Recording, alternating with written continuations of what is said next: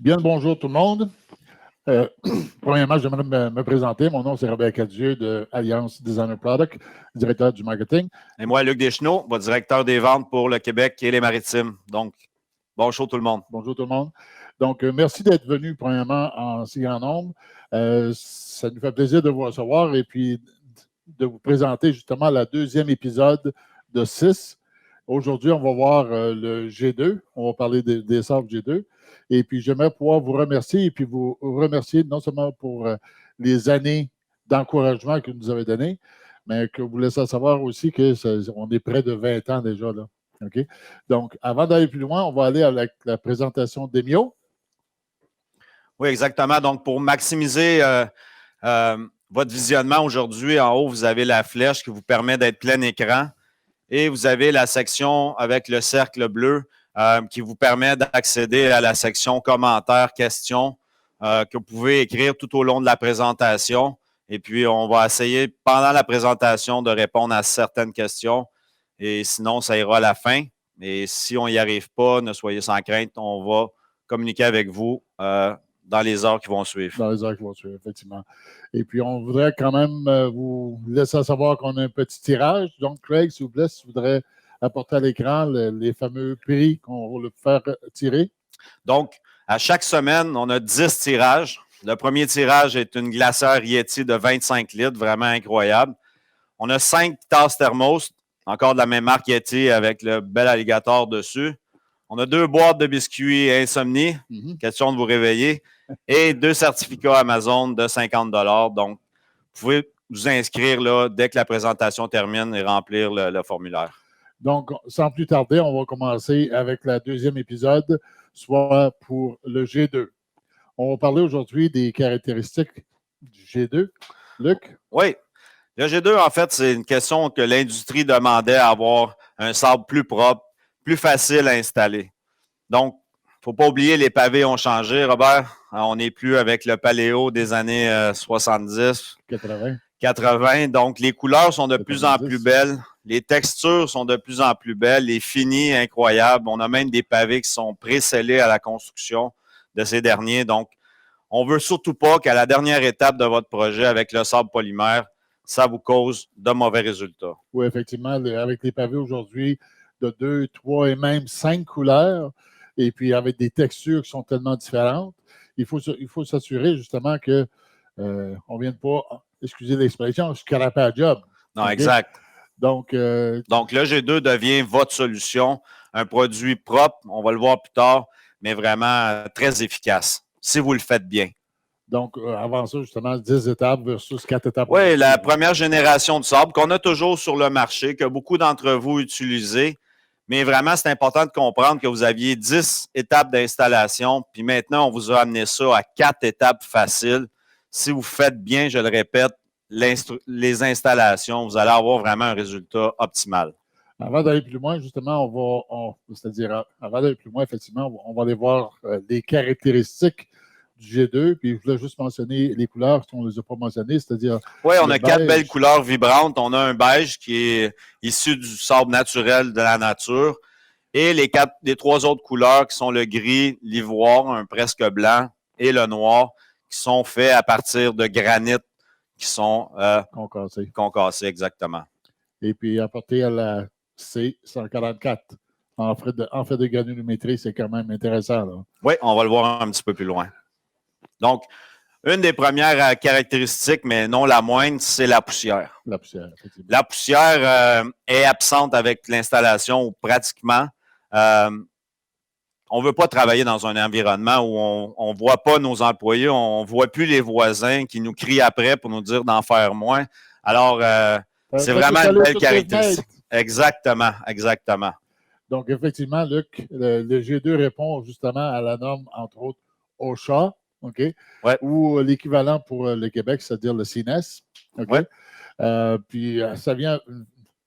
Le but de l'exercice, justement, de rencontrer la norme, c'est pas d'éliminer, mais de limiter la silice qui se ramasse des poumons de nos installateurs. Oui, parce qu'avec la première génération, on a un gros nuage, mais important de mentionner que tous nos sabres respectent la norme et En fait, on est sous la moyenne minimale demandée par ces institutions. Et ça, c'est pour l'ensemble de tous les sables? Tous les sables qu'Alliance fabrique, autant la poussière de pierre, les sables, le sable spécifique pour... Non? Non, pas la poussière de pierre. Seulement bien raison. Les sables polymères. Exact. Donc, les sables G2, les sables de première génération, le sable pour tuiles de porcelaine, tous respectent la norme. Donc, ceci est la clé, justement, pour neutraliser la poussière. Et puis, nous l'avons fait pour tous nos sables, comme on vient de le mentionner. Ouais. Et puis, naturellement, tout l'aspect mécanique aussi, c'est-à-dire à l'usine, ça a demandé de pouvoir apporter beaucoup de changements à l'usine. Oui, on s'est doté en premier lieu d'un méga filtreur qui élimine avec le matériel de base, qui est soit le sable ou le granit concassé, donc les petites particules, de façon à avoir un produit le plus propre possible. On va poursuivre. Pour réduire l'application, justement, sans souffleur, parce que c'est un autre aspect qu'on a. On a le sans souffleur. Donc, la différence d'opinion sur le sujet diffère un peu. Là. Donc, c'est peut-être plus une forme marketing, tu vas me dire. Je pense que c'est pas toi qui as amené ça. C'est parce qu'il y a un peu des deux, là, dans le sens qu'effectivement, dans la réalité, on n'a pas besoin de souffleur. Mais non, l'idée, c'est qu'un particulier qui veut faire un travail n'est pas obligé d'aller s'acheter un souffleur pour faire son installation de sable. Pour un paysagiste, pour vous, eh bien évidemment, ça accélère, on gagne en efficacité, on nettoie la surface parfaitement et on s'assure d'une bonne hauteur de joint qu'on va voir un petit peu plus loin. Juste une petite chose en passant, il faut toujours s'assurer que les pavés ne soient pas humides. Oui. Autant les côtés des pavés que la surface du pavé. Oui. Beaucoup m'appellent dans une saison pour me dire j'ai le dessus de mes pavés bien secs, mais j'ai de l'humidité encore dans les joints. À ce moment-là, je vous dis attendez peut-être une petite heure ou deux, là, dépendamment des températures, pour s'assurer que tout est au maximum sec pour avoir une meilleure installation. Donc, le souffleur va nous aider aussi justement à nettoyer la surface pour mettre le tout bien propre avant même. Oui, avant de commencer. Et à la limite, en début et fin d'année aussi, on peut utiliser même la torche pour aider le séchage pour avoir à fermer certaines jobs. Alors, plein de petits trucs pour vous aider à maximiser vos saisons. Le souffleur va aussi nous aider pour avoir un 8 de joint pour un pavé qui est droit, là, ou si c'est un chanfrein, mais un 8 en bas du chanfrein. C'est ce qu'on va voir, oui, exactement. On va poursuivre. Un autre des caractéristiques, excusez-moi, c'est sans voile blanchâtre. Absolument. Absolument. Donc, la voile blanchâtre sur les pavés, on a une meilleure technologie. Donc, cette technologie-là permet d'avoir sans voile et sans poussière. Sans voile et sans poussière, effectivement. Puis c'est une technologie qui se révèle avec le G2, entre autres. Oui, la construction du matériel, en fait, c'est la technologie des polymères qui diffère ici versus l'ancienne génération qui était une poudre blanche mélangée aux produits de base, alors que là, on parle de polymères transparents. Donc, c'est ce qui nous amène à une qualité de produit exceptionnelle. Effectivement. Dans la fabrication là, avec des polymères transparents versus, non pas une poudre blanche, mais des polymères blanchâtres. OK? Ouais. Donc, tout ça étant dit, on vient faciliter l'ouvrage de tout le monde. OK? Ouais. Et puis, ça maximise. Et puis, en plus, il ne faut pas se compter d'histoire. C'est du temps que les gens sauvent. Absolument. Ça vous permet de faire des installations beaucoup plus rapidement. On va le voir un petit peu plus loin. Donc, justement, dans les grandes caractéristiques, il y a un autre, un seul arrosage. Oui, absolument. Donc, simplicité, efficacité, production. Donc, le monde des sables polymériques a beaucoup changé. Au début, en fait, toujours existant avec notre première génération, on parle d'une bruine pour activer là-dessus de votre produit dans les joints. Ensuite de ça, on attend un peu. On met l'ajustement sur douche et on procède à plus d'eau jusqu'à pratiquement saturation. On attend encore et on répète la même installation. Donc, ça, c'est avec la G1, c'est-à-dire la première génération de sable. Mais dans le cas du G2? Là, on parle de 30 secondes par 30 pieds carrés, un seul arrosage ou jusqu'à saturation du joint. Donc, les vrais bénéfices qu'on récolte, encore une fois, que ce soit sans poussière, sans voile, Ouais. sans souffleur marketing. Exact. un arrosage, puis tout vous êtes offert là, dans un beau package qui est le G2. Ouais. Okay? Ouais. Donc, un seul arrosage de 30 secondes, 30 pieds carrés pour 30 secondes. Si Ouais. on parle maintenant de l'étiquette qu'on a sur les sacs, c'est-à-dire la technologie à prise rapide. Oui, quand on a sorti les G2 il y a environ 2 ans, on parlait d'1 heure, donc de résistance pour la pluie.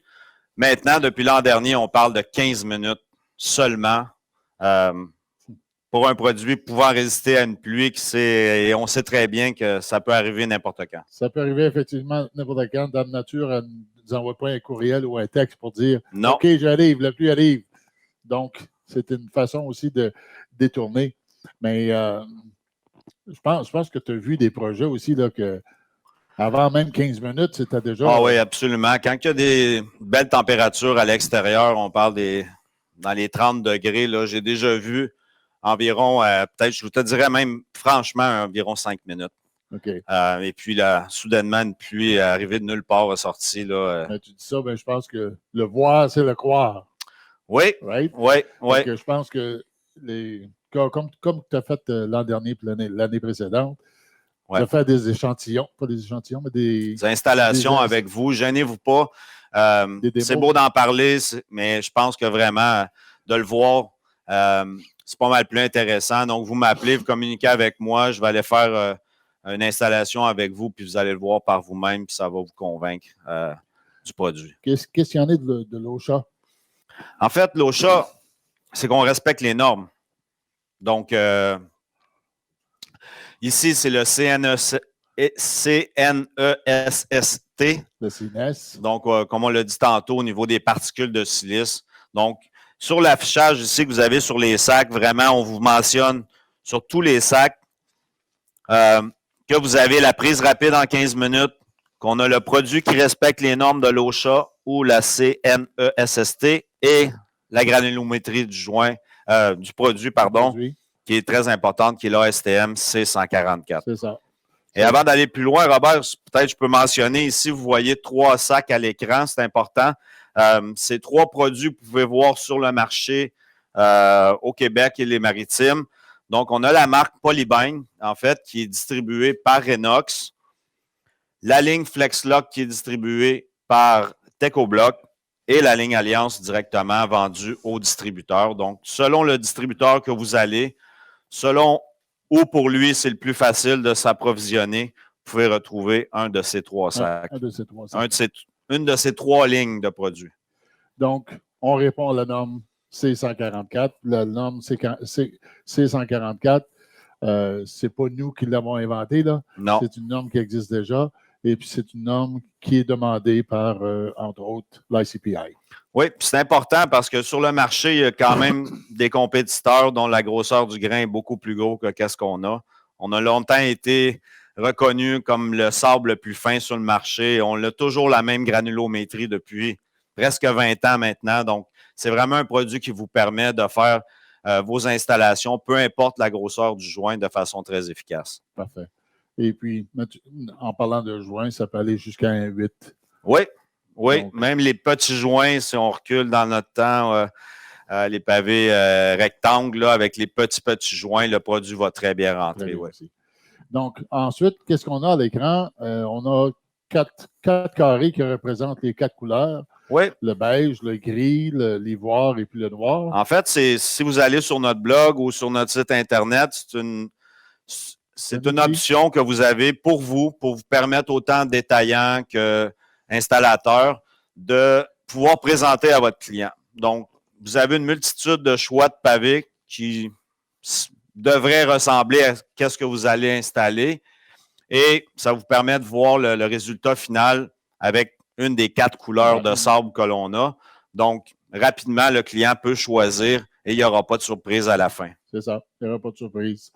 Et puis, finalement, c'est aussi une belle outil de vente que vous pouvez vous servir là, lorsque vous rencontrez vos clients, d'aller directement sur le site et puis de lui démontrer directement en ligne l'avantage. Maintenant, on va poursuivre justement avec un autre avantage, c'est-à-dire le 15 ans. Oui. Okay? Si on parle des garanties dans l'industrie, la garantie limitée de 15 ans. Oui, on est une des meilleures quand même de garanties, mais ce qui est important de dire, c'est qu'on croit tellement à nos produits on est là pour vous, on est là pour donner le service. Alors, cette garantie-là témoigne du fait qu'on a vraiment confiance en nos produits et que. Il n'y a pas si longtemps, on avait 10 ans, on a monté ça à 15 ans. Donc. Par contre, il faut s'assurer juste d'une chose, par exemple. On dit 15 ans pour l'ensemble des projets, mais un projet commercial, on parle de quoi? Oui, pour un projet commercial, on va parler d'1 année de garantie. Évidemment, on est quand même toujours là pour le service, pour le support, mais comme vous le savez tous, sur un projet commercial, on ne sait pas vraiment ce qui peut arriver. Alors, la garantie est limitée à 1 an. C'est ça, effectivement. Là, on sait très bien qu'on vit en temps de COVID. Ouais. Donc, c'est donc dire que les échantillons, tu ne pourrais pas en faire trop de ce temps-ci, là? Non, c'est sûr qu'en ce moment, dans la neige, Robert, c'est un peu difficile, mais même quand la saison commence, écoutez, j'en fais à chaque année. Ça ne nous limite pas. On tient seulement nos distances, puis on est capable de faire des installations, d'assister des installateurs, là, simplement communiquer avec moi, puis ça va me faire plaisir d'aller sur les chantiers avec vous. Lorsqu'on parle de projet, justement, on parle de combien average de pieds carrés? En moyenne, si on demande à n'importe quel installateur, une moyenne très conservatrice serait d'environ 500 pieds carrés. 500 pieds carrés. Ouais. On va poursuivre d'abord avec le fameux 500 pieds carrés. OK? Qu'est-ce que les entrepreneurs nous disent, effectivement, 500 pieds carrés. Donc, si on dit sexe, on va oublier le sexe, on va dire 7. La Saint-Valentin finit, Robert. C'est passé, là. 7 sacs. Oui. Donc, 7 sacs. 7 sacs. 7 sacs. Pour une installation moyenne de 500 pieds carrés.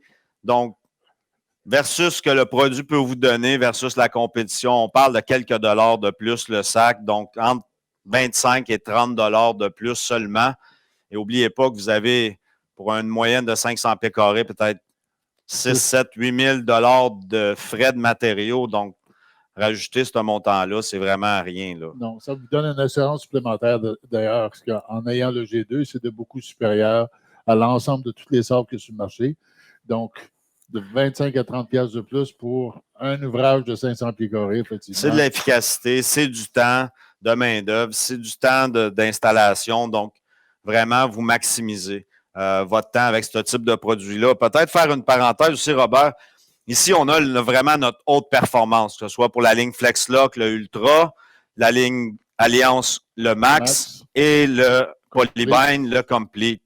On a aussi une autre génération de G2 qui est un produit qui fonctionne avec les mêmes caractéristiques, les mêmes indications ici.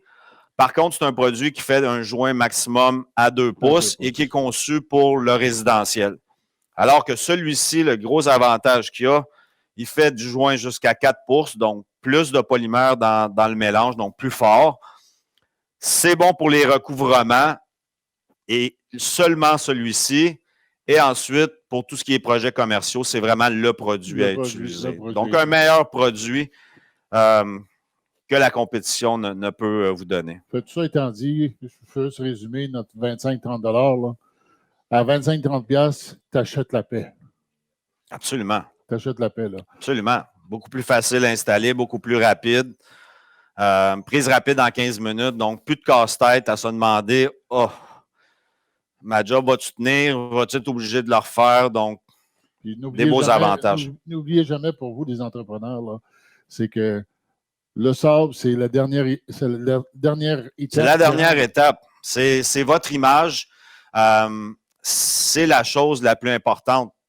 Alors, si vous ne prenez pas le temps de bien le faire, la première chose que votre client va vous dire, c'est la job n'est pas vraiment belle. Même si vous avez passé 2 semaines, 3 semaines, 1 mois sur place, s'il vous plaît, prenez le temps de le faire. Prenez le temps de bien le faire. C'est juste pour vous que ça va être le mieux possible. J'aimerais qu'on vérifie sur Demio. Est-ce qu'on a eu des questions jusqu'à là? Oui. On va regarder, voir si... On va juste regarder si on a quelques questions, puis peut-être qu'on pourrait répondre à quelques questions avant de poursuivre. On a-tu quelque chose, Robert? Non, je suis inquiété vidéo. Donc, vous avez vraiment un produit qui va vous permettre là, d'avoir un résultat final optimal. On a une question ici. Oui. Qu'en est-il pour des couvertures plus grandes de 1 sur 8? Que 1 sur 8. Je ne comprends pas, là. Ah, 1,8. Okay. Pour du joint de grandeur plus grande qu'un 8e de pouce. Donc, évidemment, comme je le mentionnais, vous avez 2 éditions G2. Il y en a un qui va faire jusqu'à 2 pouces. Et les éditions qui sont ici, notre autre performance qui est bon pour du joint jusqu'à 4 pouces.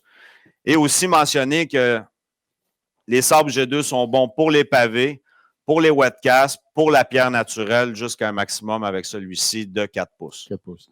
L'autre question qu'on a, est-ce que la garantie suit le nouveau propriétaire dans l'éventualité que la vente de la vente de la propriété? C'est long dire. Absolument. En fait, la garantie suit vous, installateur. Donc, la facture.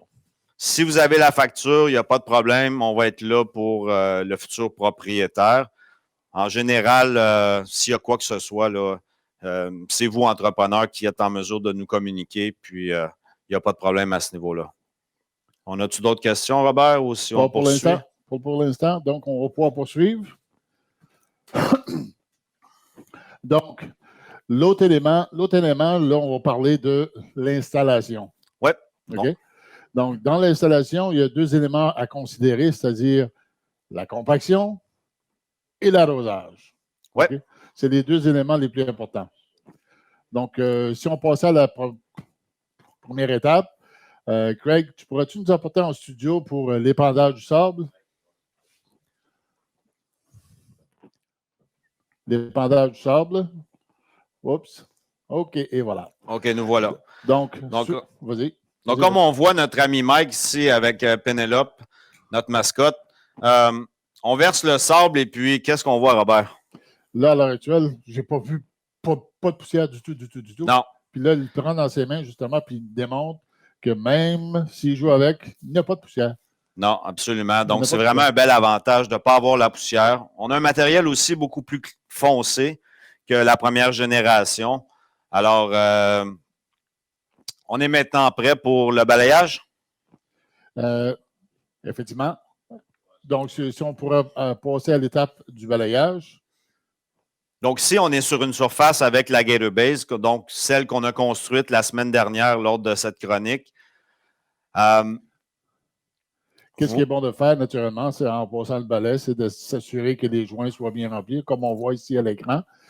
Mais par contre, ça ne sera pas nécessairement la seule étape.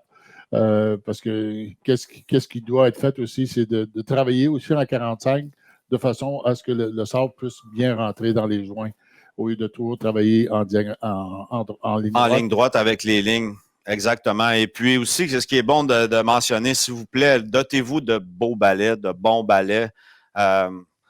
J'arrive souvent chez les chantiers, vous avez un pick-up, excusez-moi l'expression, de 60, 70 000 $, puis le balai, on dirait qu'il date de 100 ans. Il a fait la guerre. Oui, c'est ça. Donc, s'il vous plaît, ayez les bons outils. Tout ça pour vraiment faciliter vos installations. OK. Donc, à partir de ce moment-ci, Luc, qu'est-ce que tu penses si on pourrait voir le comparatif du 30-50? Oui. Donc, là, on est rendu à l'étape de la compaction après avoir laissé. On laisse toujours un peu de sable à la surface et on procède à la compaction. Pour les besoins de la cause, on va le faire ici avec le pilon. Ouais. Mais la compaction, comme vous le voyez à l'écran, si vous regardez à droite, vous voyez une hauteur de joint pleine. Et, à gauche. À gauche. Et si à droite, vous voyez le sable qui s'affaisse. Donc, vraiment une étape critique, importante. Ça vous dit vraiment qu'il y a des vides qui se passent seulement qu'au balayage. Donc, c'est important de bien compacter vos joints, de bien compacter votre surface. Parce qu'effectivement, si le sable n'est pas compacté, il y a le joint a de l'air plein. Ouais. mais il y a beaucoup de vide qui se crée. C'est ça. Et puis, là, on voit ici avec le premier compactage, combien qu'on perd, c'est-à-dire de 30 à 50 %. C'est beaucoup qu'on perd. Donc, si on va un peu plus loin, on vient de le voir, mais la chose que j'aimerais comparer aussi, c'est que la mode aujourd'hui, c'est de plus en plus des modes hybrides. OK? Oui. Donc, si on veut s'avancer sur la mode hybride, on va juste avancer, nous, notre fameuse table, et puis pouvoir le présenter. Je te laisse pour question de COVID. Donc, j'ai gardé mes distances. Exactement. Merci, Robert. Donc, de plus en plus, les fondations hybrides sont à la mode. C'est ce que vous utilisez. Ça vous permet de travailler le plus possible dans les conditions qu'on connaît, la pluie. Donc, vous êtes plus effectif à ce niveau-là. Toutefois, c'est important de faire attention au type de matériel que vous allez utiliser pour votre lit de pose. Donc, on voit certaines installations avec une pierre, on pourrait dire 3-8, ronde. Donc, si on verse, Robert, un petit peu de sable et qu'on fait une compaction, eh bien, on perd tout le matériel. Donc, ça, on ne veut pas ça sur les chantiers. Ensuite de ça, j'ai même vu des jobs, croyez-le ou non, avec une demi-nette. Évidemment que aussitôt qu'on bouge 2 secondes, le sable est tout disparu. Donc, ce n'est pas vraiment ce qu'on veut non plus. Non plus. Ce qu'on veut, premièrement, s'il vous plaît, la poussière de roche, on est capable d'éliminer ça de vos chantiers. C'est une éponge constante qui absorbe beaucoup d'eau. Ce qu'on veut, c'est un matériel, soit le sable à compaction ou une pierre 3-8 angulaire comme celle-ci, qui est en fait notre Aquarock. D'ici, par exemple, on parle d'hybride, donc on ne parle pas de sable si on va faire un hybride.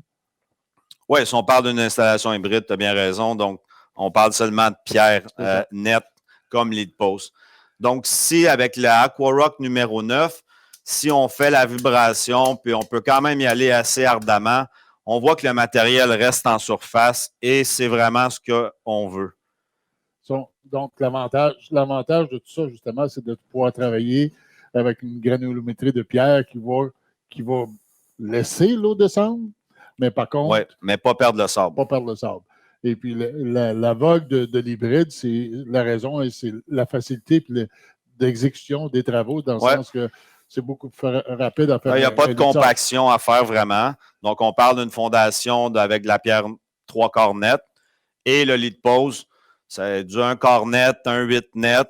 Ici, pour les besoins, on a pris notre Aquarock numéro 9, qui est la pierre à utiliser pour une installation de perméable au niveau des joints, mais qui peut vous servir de lit de pose. On l'offre en sac de 50 livres comme ça, mais on a aussi des méga sacs de 1 tonne. Donc, ça peut être acheté par votre distributeur et vous en servir comme lit de pose pour une solution hybride. C'est ça, c'est en plein ça. Donc, si on poursuit, on va parler des recouvrements de béton. Okay? Oui. Donc, si on parle de recouvrement de béton, il y a des normes qui existent. OK? Non, c'est super important. Quand on parle de recouvrement, premièrement, c'est le sable à utiliser, tant qu'à moi, le seul qui performe vraiment sur le marché. Mais comme vous le voyez à l'écran. On ne le voit pas à l'écran tout de suite, mais apporte à l'écran justement l'overlay, le trou environ 5 pieds carrés. Donc, pas 2 trous ou 3 trous. Là, c'est vraiment, il faut aller vérifier sur le site d'ICPI, mais c'est 1 trou aux 5 pieds carrés. Donc, important de respecter ça si vous voulez avoir un bon résultat au niveau de votre sable polymère. Parce que qu'est-ce qu'on ne veut pas, Robert, c'est avoir l'eau qui reste prise entre les deux. Entre les deux, effectivement. Entre votre slab de béton et votre pavé. Donc, l'eau prise dans le lit de pose. À ce moment-là. Votre pire ennemi. Oui. L'eau devient votre pire ennemi à ce moment-là pour un type d'installation comme ça, exact. Okay. Donc, il faut évacuer l'eau, c'est donc dire que ça prend une pente. Et puis, si on a une pente, on va avoir un écoulement des eaux. S'il y a des trous, l'eau va rentrer dans les trous. Et puis, l'ICPI, c'est le Tech Spec numéro 10. C'est là où vous allez avoir toute l'information qu'on essaie de partager avec vous aujourd'hui. Exactement. Si on poursuit. Oui, maintenant, on est rendu à la compaction. Donc, c'est une étape super importante. Vous devez compacter, comme vous avez vu tantôt. Donc, à ce moment-là, on va aller en studio. On va aller voir. OK, allons en studio. On va aller en studio. On va aller voir le compactage du sable. Là. Donc, comme vous voyez maintenant à l'écran, la compaction va vraiment vous montrer. Là, si on le fait avec un pilon, là. Oui, évidemment, pour les besoins de la cause. Ouais. Mais c'est le même principe. Regardez juste quand il passe, on voit le sable qui descend déjà. Fait que notre fameux 30-50, là, il ressort de là aussi. Là. On le voit, on a une vue d'ensemble du dessus. Ouais. Et puis, vous voyez justement que le sable est en train de descendre. Donc, à partir de ce moment-ci, si on parle de plaques, si on peut revenir en studio. Oui, et voilà. Donc, évidemment, ici, grâce à mon ami Eric de chez Weber, il a eu la gentillesse de me prêter une plaque vibrante à rouleau, Robert. Donc, c'est vraiment des super machines, là, qui, à mon avis, c'est la machine à avoir pour installer le sable polymère de la meilleure façon. On n'oublie pas qu'est-ce qu'on a dit au début, les beaux pavés. Excusez-moi. Donc, les belles textures. Donc, ce type de machine-là va faire une meilleure compaction qu'une plaque vibrante, même si on rajoute un tapis de Teflon en dessous pour éviter les égratignures. Mais ça, vu que ça roule, c'est triplement performant pour avoir fait déjà une petite course avec une plaque vibrante versus ce type de machine-là. On parle de 2 à 3 fois plus rapide, donc plus efficace encore. Puis, la capacité que ça a de compacter est plus grande qu'une plaque vibrante normale. OK. Et puis, est-ce que ce type de plaque vibrante-là est applicable sur à peu près n'importe où? Oui, vous pouvez l'utiliser pour les pavés, le wet cast, la pierre naturelle. Vraiment, ça vous sert à tout type d'installation. Et surtout, avec les pavés qui sont de plus en plus gros, moins de chances de casser ou de briser des pavés. Donc, on va retourner, si tu veux bien, en studio pour le deuxième compactage. Pour pouvoir vraiment voir là, la belle différence et puis avoir des joints bien remplis. Oh, on est au deuxième balayage. Oui, en fait, là, on est rendu au nettoyage final. Évidemment, ici, on a laissé le sable pour les besoins de la cause sur la surface, mais vraiment, quand vous avez des pavés vraiment soit pré-scellés ou des super finis, on vous recommande fortement de balayer proprement la surface avant de procéder à votre compaction de façon à limiter les possibilités d'égratigner vos pavés. Non. OK. Donc, ici, on va naturellement faire le nettoyage final. Le nettoyage final. Il va y avoir eu un deuxième compactage pour s'assurer que le sol soit bien descendu dans les joints. Oui, quand vous rajoutez du matériel, au moins redonner un petit coup de plaque ou de plaque à rouleau ou manuellement, peu importe, de façon à vraiment compacter tout le matériel que vous avez mis dans vos joints. Comme il est en train de faire à l'écran, il est en train d'enlever tout l'excès de sable. OK? Et puis, ça va nous révéler justement les joints. Là. Donc, en parlant de joints, est-ce qu'on pourrait mettre à l'écran le graphique qui nous montre la profondeur d'un joint? Donc, pour tout joint, la hauteur recommandée, en fait, par toute l'industrie, c'est vraiment d'être 1,8 sous la surface des pavés si jamais on n'a pas de chanfrein. Mm-hmm. Et si on a un chanfrein, c'est d'être 1,8 sous le chanfrein. OK. Comme on voit à l'écran à l'heure actuelle. Oui, exactement. Donc, de cette façon-là, on élimine tous les problèmes. Puis pourquoi qu'il faut absolument que ce soit 1,8 plus bas? Pourquoi on veut comme créer une espèce d'endroit où l'eau va pouvoir s'accumuler pour activer les produits, pour maximiser votre... Oui, mais un coup que le pavé est sec, pourquoi? Bien, c'est la place, parce que le sable, lorsqu'il est très humide, donc fin d'année, début d'année, le sable pourrait gonfler un peu. Et ce qu'on ne veut pas, c'est que ce petit gonflement-là, exact, dépasse la surface de pas de pavé.